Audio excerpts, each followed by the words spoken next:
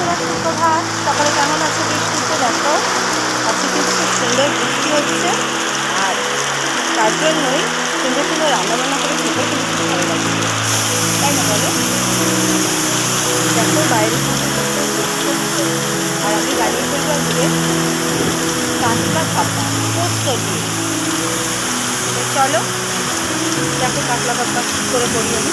দেখো ফ্রেন্ডস, কাতলা ভাপার জন্য আমি এখানে কিন্তু 7 থেকে 8 পিস কাতলা মাছ নিয়ে নিয়েছি পেট।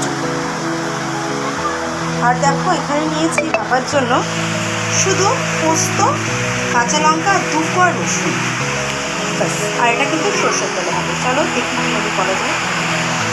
আমি এখানে কড়াটা কিন্তু গ্যাসের ওভেনে বসিয়ে দিয়েছি। তারপরে দেখো আমি এখানে মাছগুলো একটা একটা করে দিয়ে দিচ্ছি শুকনো কড়াতে। গ্যাসের ফ্লেমটা কিন্তু একটু কমিয়ে দেবো। দেখো এখানে এবার কিন্তু যে মশলাটা করেছিলাম, মশলাটাকে আমি পুরো ঢেলে দিলাম। দেখো স্বাদ মতো লবণ দিয়ে দিলাম। দেখো মশলাটা জারটাকে ধুয়ে আমি জল দিয়ে দিয়েছি। স্বাদ মতো লবণ দিয়ে দিলাম, একটু ভালোভাবে এভাবে মাখিয়ে নিলাম। একটু হলুদ, দেখো সামান্য পরিমাণে হলুদ দিলাম, যেহেতু এটা ভাপা হবে ওই জন্য হলুদটা কিন্তু অতিরিক্ত দিলে চলবে না। দেখো আবার নাড়াচাড়া করে দিলাম। দেখো এখানে একটু অল্প করে সর্ষের তেল দিয়ে দিলাম। এখন কিন্তু আমি বেশি তেল দেবো না, হয়ে যাওয়ার পরে তেলটা আমি দিয়ে দেবো আবার।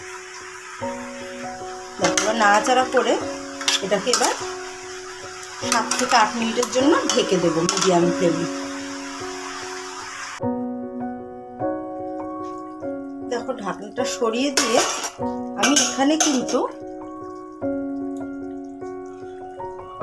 6-7টা কাঁচা লঙ্কা আস্ত সিদ্ধ দিয়ে দিলাম এর ভিতরে, খেতে টেস্ট হবে। তো পোস্ত কাতলা হচ্ছে হোক আর একটু, তারপর তোমাদের দেখাবো।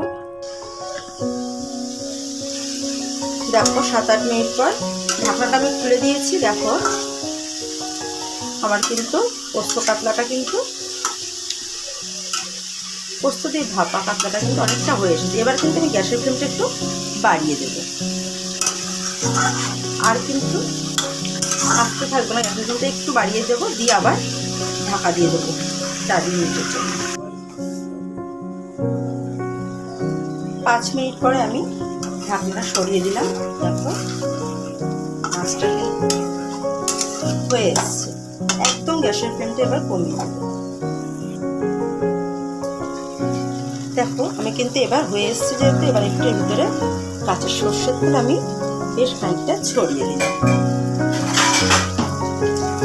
আমার কিন্তু কাতলা পোস্ত রেডি হয়ে গেছে।